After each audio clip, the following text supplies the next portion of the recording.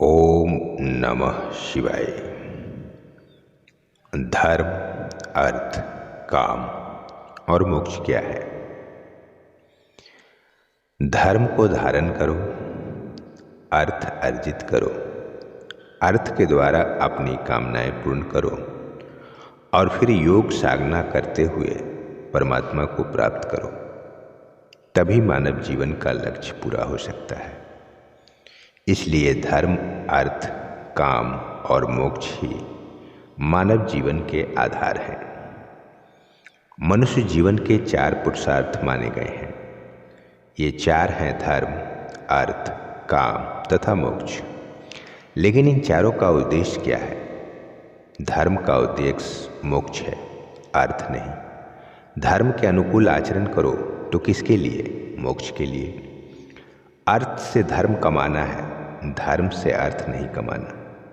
धन केवल इच्छाओं की पूर्ति के लिए मत कमाओ। अच्छे कपड़े हो, महंगे आभूषण हो, दुनिया भर के संसाधन हो, इन सब की जरूरत है, इसमें दो राय नहीं। लेकिन जीवन का लक्ष्य यह नहीं कि केवल इन्हीं में उलझे रहें। सिर्फ कामनाओं की पूर्ति के लिए ही अर्थ नहीं कमाना है। हम दान कर सके इसलिए भी धन कमाना है। हम परमार्थ में उसको लगा सके इसके लिए भी कमाना है, वरना अर्थ अनर्थ का कारण बनेगा। धन परमार्थ की ओर ले जाएगा और इससे अनर्थ भी हो सकता है। इसलिए धर्म का हेतु मोक्ष है, अर्थ नहीं, और अर्थ का हेतु धर्म है, काम नहीं। काम का हेतु इस जीवन को चलायमान रखना है। केवल इंद्रियों को तृप्त करना काम का उद्देश्य नहीं है। काम इसलिए है कि जीवन चलता रहे। रोटी, कपड़ा और मकान ये सब जीवन की आवश्यकताएं हैं, और आवश्यकताओं को जुटाने के लिए पैसा कमाना पड़ता है। इसी तरह जीवन की आवश्यकता है काम, ताकि जीवन चलता रहे, वंश परंपरा चलती रहे। और इसके लिए जरूरत है एक ही पुस्तक की, और वो है भगवत गीता, जो मनुष्य जाति का सर्वश्रेष्ठ मित्र है। व्यवहारिक दृष्टि से भगवत गीता एक ऐसा ग्रंथ है जिसका ज्ञान लेने के बाद मनुष्य को जीवन जीने के लिए किसी अन्य ज्ञान की आवश्यकता नहीं है। यदि आप ये अनुभव कर लें कि आप वास्तव में एक आत्मा हैं, शरीर तो केवल एक आवरण मात्र है। हम सभी आत्माएं हैं जो परमात्मा के अंश हैं, और यह संसार एक कारावास है जिसमें हम अपने अपराधों के लिए दंड भोगने के लिए जन्म लेते हैं। यह जीवन मनुष्य के लिए एक अवसर है अपने अपराधों का प्रायश्चित करने का। इस परीक्षा को उत्तीर्ण करने के लिए एकमात्र पुस्तक है भगवत गीता। इस पुस्तक में भगवान ने जीवन की जो राह दिखाई है, यदि उसका अनुसरण किया जाए तो मनुष्य जीवन और मृत्यु के चक्र से मुक्ति प्राप्त कर सकता है। परंतु कलयुग के प्रत्येक चरण पर मनुष्य जीवन निम्नतम स्तर पर जा रहा है। कलयुग में आधुनिकीकरण के प्रभाव में सनातन धर्म का महत्व, भगवान के अस्तित्व पर विश्वास और संस्कृति कहीं लुप्त सी हो गई है। यह ज्ञान मनुष्य कोसों दूर हो गया है। कलयुग जहाँ पापों का बोलबाला है, इंसान लोभ के लिए किसी भी सीमा तक जा सकता है। भाई अपने भाई की हत्या करने में संकोच नहीं करता। माता पिता के लिए सम्मान कहीं खो सा गया है। धन अर्जित करने के होड़ में मनुष्य अपने वास्तविक अस्तित्व को भूल सा गया है। ऐसे घोर कलयुग में भगवत गीता के अलावा और कोई उपाय नहीं है। कलयुग में एक ऐसी स्थिति होगी, इसे ध्यान में रखकर ही परमात्मा ने 5000 वर्ष पहले मनुष्य के हित के लिए गीता का उपदेश दिया था। जो व्यक्ति कलयुग में भी भगवान के इन उपदेशों का पालन करता है, वो उद्धार की राह पर अग्रसर होता है। कुल 18 अध्यायों में 700 श्लोकों के माध्यम से भगवान ने जीवन का एक ऐसा रहस्य बताया है जिसे जानकर मनुष्य को ऐसी संतुष्टि और प्रसन्नता प्राप्त होती है जो संसार में कहीं भी नहीं मिल सकती। भगवान को कैसे प्राप्त करें, यह राह भी भगवत गीता बताती है। आत्मा और परमात्मा का संबंध क्या है, जीवन में मनुष्य का उद्देश्य क्या है, इस संसार में मनुष्य ने क्यों जन्म लिया है, ऐसा क्या है भगवत गीता में जो मनुष्य का भगवान से योग करा देता है और जीवन एवं मृत्यु के चक्र से मुक्ति दिला देता है। भगवत गीता के अंतिम श्लोक में संजय ने कहा है कि जहाँ योगेश्वर श्री कृष्ण है और जहाँ गांडीव धनुधारी अर्जुन है, वहीं पर श्री, विजय, विभूति और धर्म है। महाभारत में जब भगवान कृष्ण ने जब अर्जुन को उसका धर्म समझाते हुए उसके अपने ही भाइयों को वध करने के लिए कहा, तब अर्जुन कर्तव्य विमूढ़ हो गए और उन्होंने युद्ध करने से मना कर दिया। उसने कहा कि मैं अपने ही भाइयों को कैसे मार सकता हूँ। तब भगवान ने जीवन की वास्तविकता बताते हुए और धर्म का अर्थ बताते हुए अर्जुन को अपना वास्तविक रूप दिखाया। सत्य जानकर अर्जुन के ज्ञान चक्षु खुल गए और उसने भगवान कृष्ण से कहा कि हे परम योगी, मैं किस प्रकार आपका चिंतन करूं और आपको कैसे जानूं और आपका स्मरण किन किन रूपों में करूं। तब भगवान कहते हैं कि मैं समस्त जीवों में हृदय में विराजमान हूँ। मैं समस्त जीवों का आदि, मध्य तथा अंत हूँ।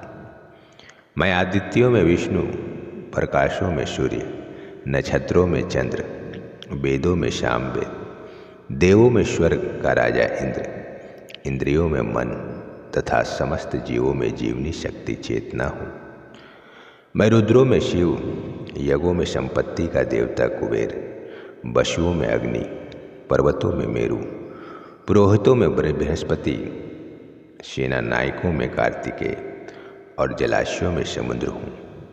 महिषियों में भृगु, वाणी में ओमकार, यज्ञों में कीर्तन अथवा जप, समस्त अंचलों में हिमालय, देव ऋषियों में नारद, गंधर्वों में चित्ररथ और सिद्ध पुरुषों में कपिल मुनि हूँ।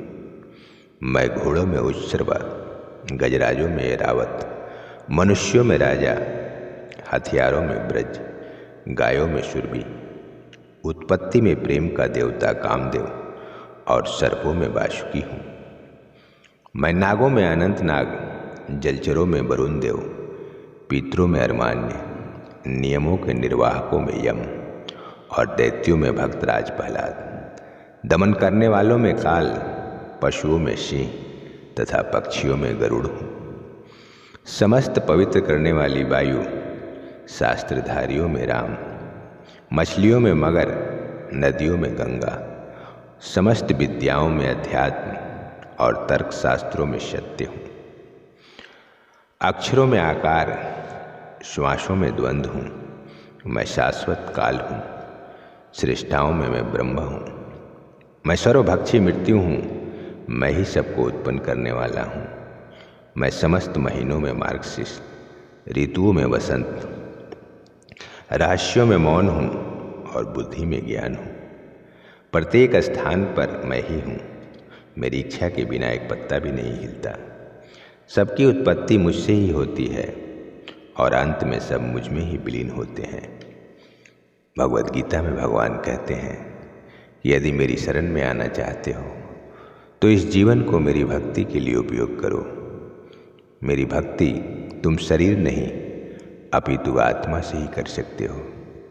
जिस प्रकार शरीर को दुरुस्त रखने हेतु उत्तम भोजन की आवश्यकता होती है, उसी प्रकार आत्मा को दुरुस्त करने के लिए मेरी भक्ति की आवश्यकता है।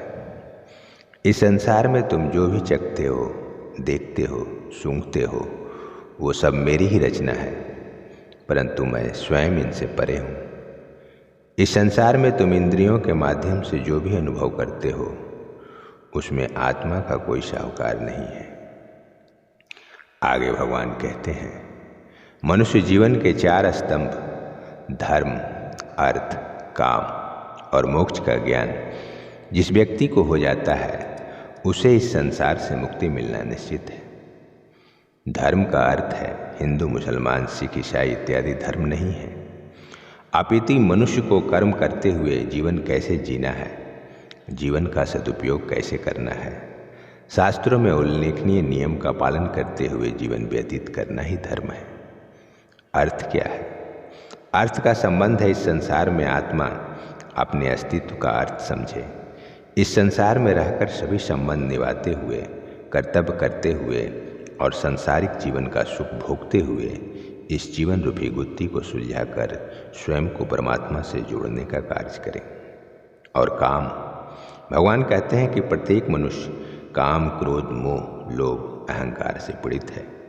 मनुष्य को चाहिए कि इन मानसिक स्थितियों को नियंत्रण में रखते हुए जीवन यापन करे, क्योंकि इन भावनाओं में प्रभावित होकर मनुष्य कभी भी परमात्मा की शरण में नहीं जा सकता। और चौथा है मोक्ष। जब तक मनुष्य इच्छाओं का त्याग नहीं करेगा तब तक मोक्ष पाना असंभव है।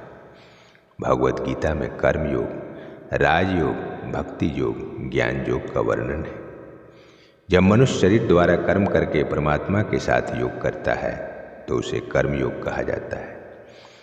भगवान कहते हैं कि यदि कोई व्यक्ति स्वयं को मुझे समर्पित कर दे तो मैं प्रसन्नतापूर्वक उसे स्वीकार करता हूँ और उसे अपनी शरण में ले लेता हूँ। भगवान की ओर ऐसे समर्पण को ही भक्ति योग कहते हैं। गीता में भगवान कहते हैं कि यदि कोई मनुष्य ध्यान की अवस्था में लीन होकर अगर अपने सातों चक्रों को जागृत कर लेता है तो यह राजयोग है।